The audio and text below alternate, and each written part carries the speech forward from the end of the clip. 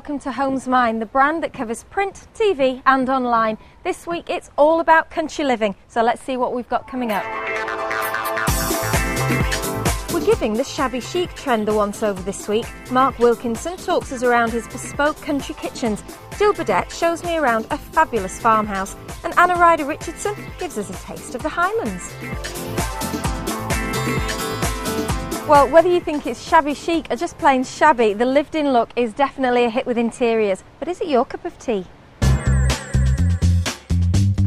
And so here we are at Interiors Birmingham 2009. More new trends, more new products, more new ideas. So let's go and see what's on offer.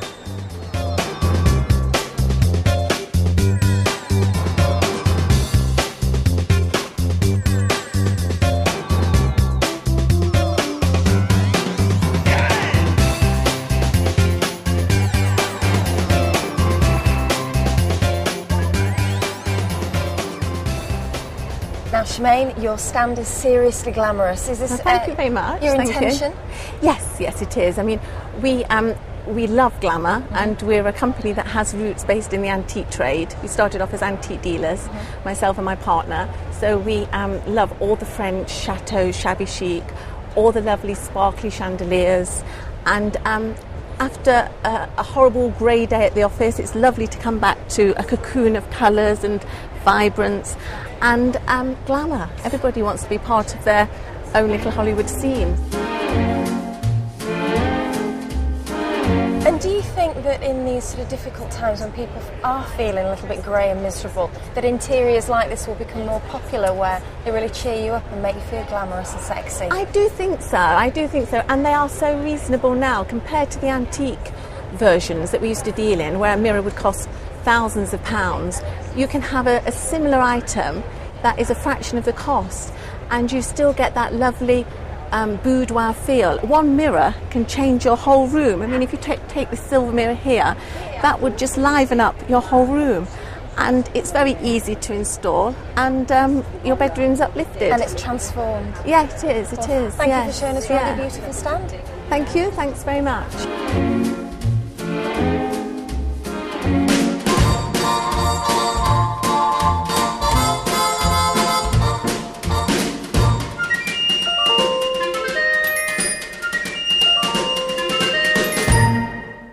Now, Mark Wilkinson is a man famous for his beautifully self-designed kitchens, and I was intrigued to meet the man and find out a little bit more about what inspires him.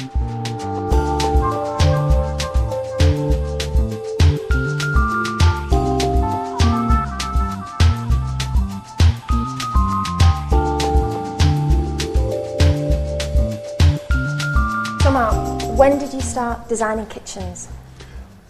25 or more years ago.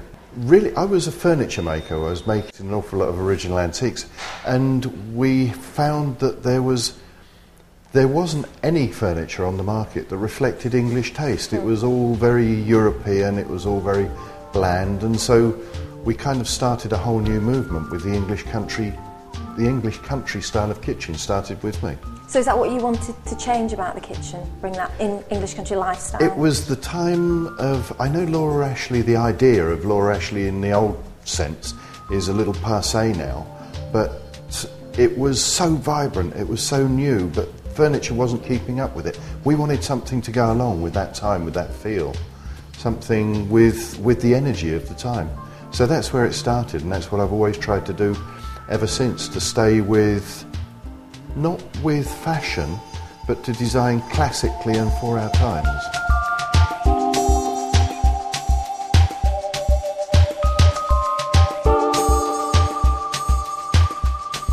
So this one is the English classic style. Would you say that your clients know you for that style and that's what they keep coming back for? They know me for many styles. They know me for really the Mark Wilkinson style, which is a way of designing. The way that I design is trying to paint pictures.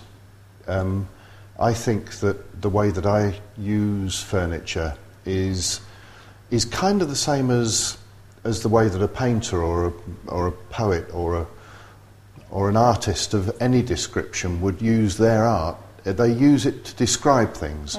And furniture design has a quieter voice, but it still can be used to describe things. This particular style describes that time of Edwardian elegance in joinery, where it just describes beautiful joinery and English classicism. It's a style I like very much. You're very emotional when you talk about the kitchen. It's kind of known as the heart of the house. Do you think people should spend a bit more time thinking about what they do with their kitchen?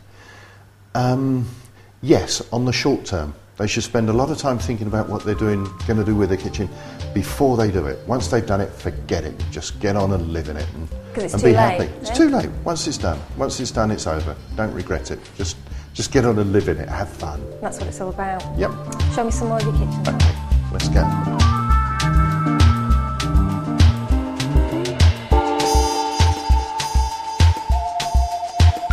It's a very spacious feeling showroom, the one in Manchester. Do you think that's important in a kitchen?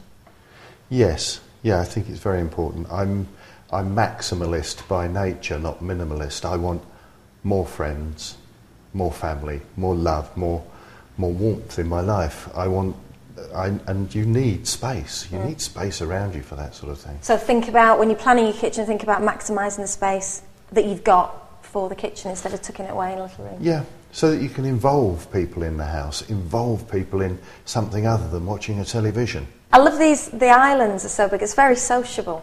That's exactly the right idea, isn't it?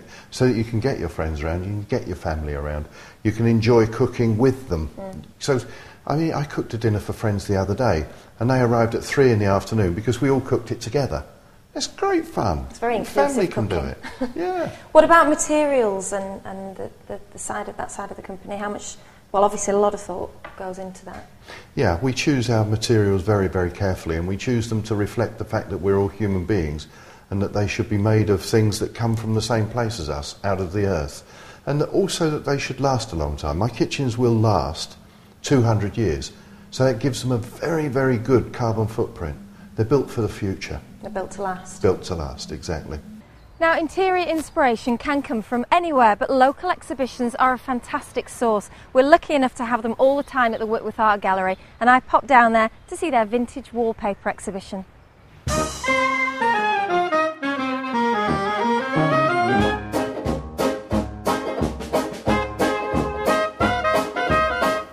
The Fancy Wallpaper exhibition here at the Whitworth Art Gallery showcases some amazing show-stopping papers of the 1920s and 30s.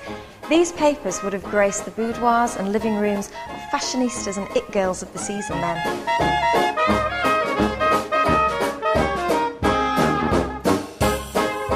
Many of the papers here haven't been seen since the 1930s. They were considered to be highly innovative, and they were all produced by a Manchester company, John Lyon & Sons Limited.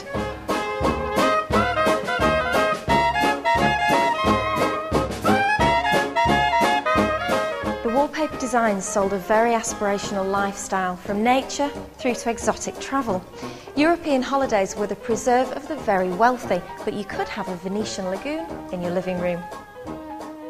The designs even sold the glamour of the silver screen. This one's taken from a Hollywood movie.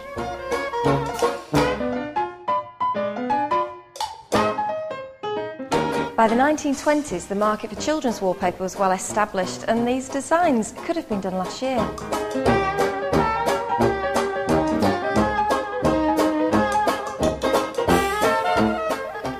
When we were at 100% design this year and last year, there were quite a few new wallpaper designs, and the idea was to stick your design on top of the wallpaper, whatever it was. This wasn't new though, they were doing this in the 1920s. These butterflies are actually stuck on.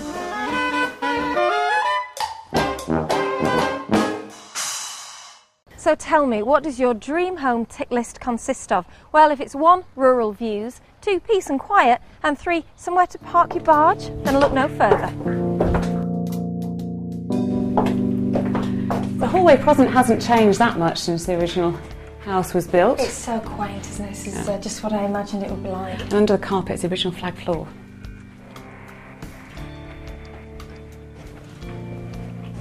This is a very snug front sitting room where you can sit of an evening and watch the boats go by. How lovely. You could have a real fire as well if you wanted, couldn't you? And your coal delivered by a barge.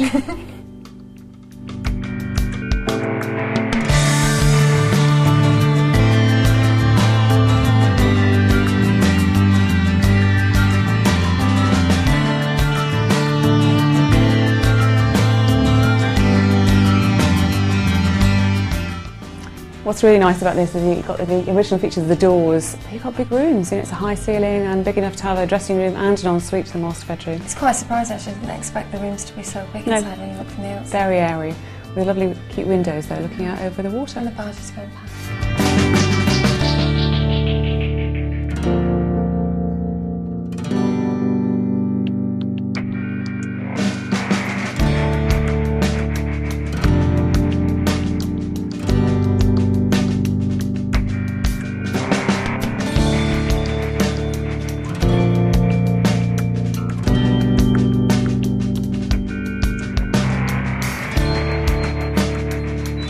So this is still the original part of the house? It is, you can tell from the cornicing and the thickness of the walls here, they're about 2 feet thick. You can see this while we're going through, wow. And they're knocked through the wall to some feet to create a family room and a kitchen with lots of space. And then we can go through to outside, which is the sort of business part Business end of the house.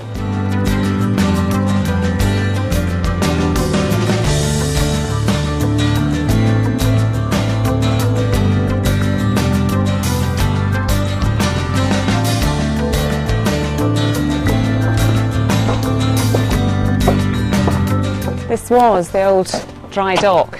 Uses changed over the years. It's now been turned into a sunken garden. Entirely private for the house. And then there's other parts of the buildings which are used for business.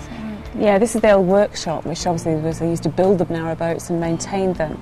They're probably not as used as much as they need to be, but the potential for that is just huge. Any businesses could use the space there for any business.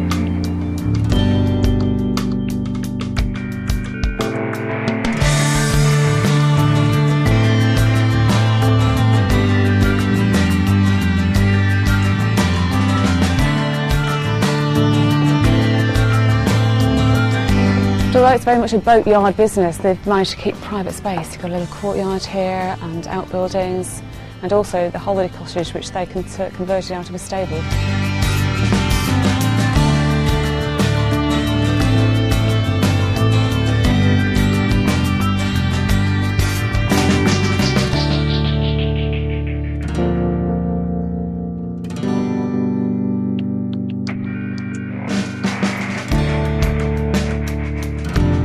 I guess the person that buys this house, really, they're not just buying a house, are they? It's a complete lifestyle. They have to totally immerse themselves in what's here. You've got to like boats. Yeah. Talking of which, let's go and have a The look. marina.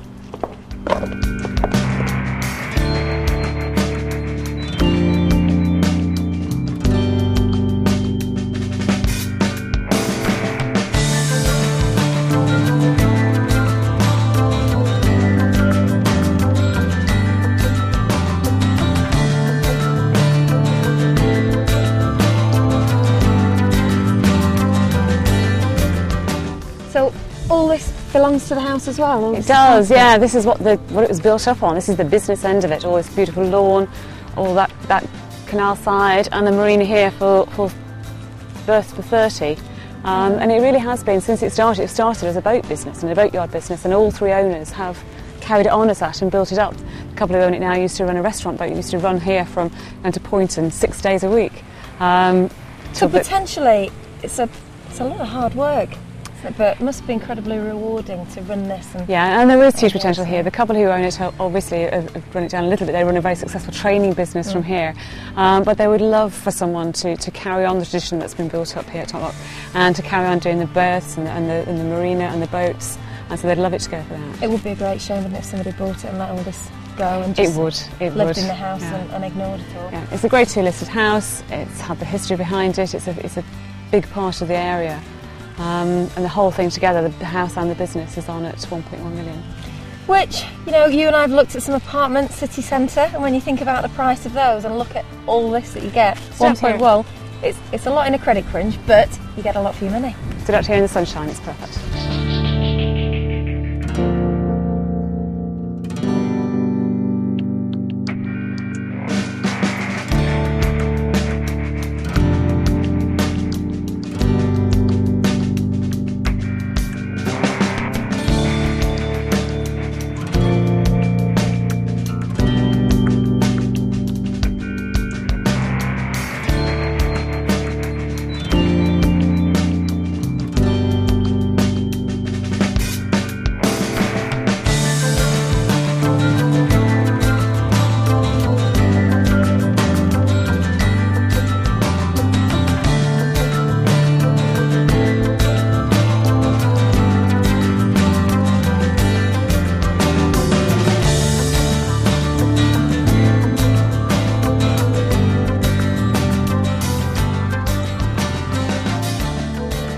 Definitely worth keeping your eyes peeled for a period bargain right now, especially one that needs lots of TLC. And of course, once you've bought your house, you need to fill it. Here are the best of the trade shows with a country twist.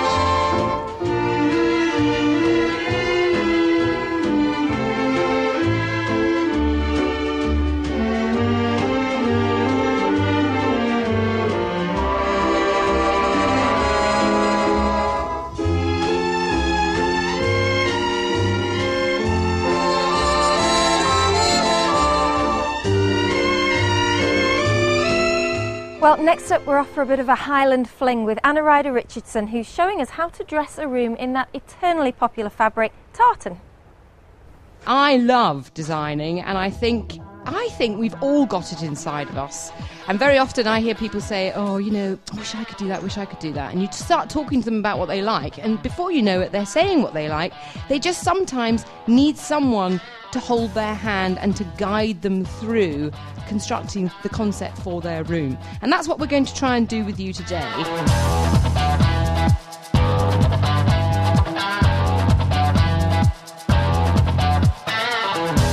Mood boards is somewhere that all designers would start, and it's a great place to begin, and it's a really fun thing to do because it really just sets the mood of the room that you're trying to create. I've been in interiors for, I don't even want to think how long, but certainly in television for over 10 years. And I think it's very interesting actually because it changes, not as constantly as fashion does, but it certainly has a cycle. And I think you can always see some elements of a past design, whether it be retro or classical, mixed in with some very contemporary design as well. And I think that's probably what I've noticed more than anything, is it's less stuffy, it's more approachable by everybody, and it's more eclectic, it's more of a mixture as well. The first room we're going to do is a tartan room. And this story is, there's a family and they decided to have a little root back in their history, just, you know, out of interest. And they found that a lot of their ancestors come from the Scottish Highlands. We've got all these glorious, and also very on trend at the moment, heather colours. Look at the lovely fabric here, which is a sort of plaid wool with the heathery colours, the greeny colours. Very, very easy to live with, very soft, and really conjure up those big scenic views that you get in Scotland. Now, in this room, I expect what you want is to have somewhere that looks like it's quite opulent but quite lived in as well, so it's not too scary. Very warm with dark wood furniture, some real pieces, some drama going on at the window. How far do they come down? Right down to the bottom as well, so they're puddling on the floor, and I say that cries out for a big tie back or a big tassely tie back or something like that. I don't think you can be afraid on things like that. We've got, look, wallpaper coming in. Now, this is rather cleverly done, don't you think? I'm going to get down so I can see properly as well. It's just showing you what it could look like. It's just a strip of wallpaper, but it really shows you how well it goes with the fabric and with the dark wood furniture and with the bedding as well. Straight away, we've really warmed up this room. Here comes a lovely lamp with a glass base, which works really well, very on trend at the moment. And then just a simple, classic shade. We've got some lovely aubergine berry shades. What was that? What was that? Tell me. Oh, don't be scared. You love that vase.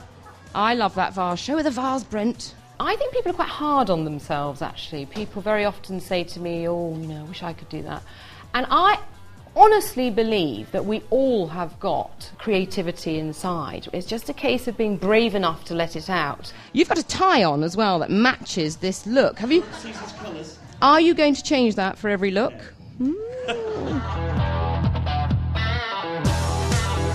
It's not masculine and it's not feminine, is it? It's both. And I think it's such a classic look, but with all sorts of twists of the contemporary in there as well. I think it's gorgeous.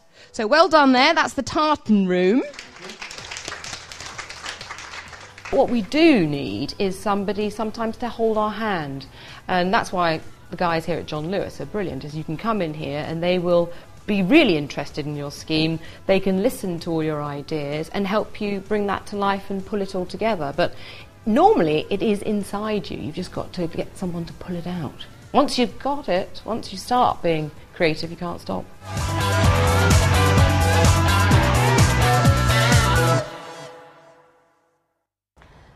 Well, I hope you've enjoyed our country living and interiors special. Remember, you can watch us again at channelm.co.uk/homesmine, and I'll see you next time.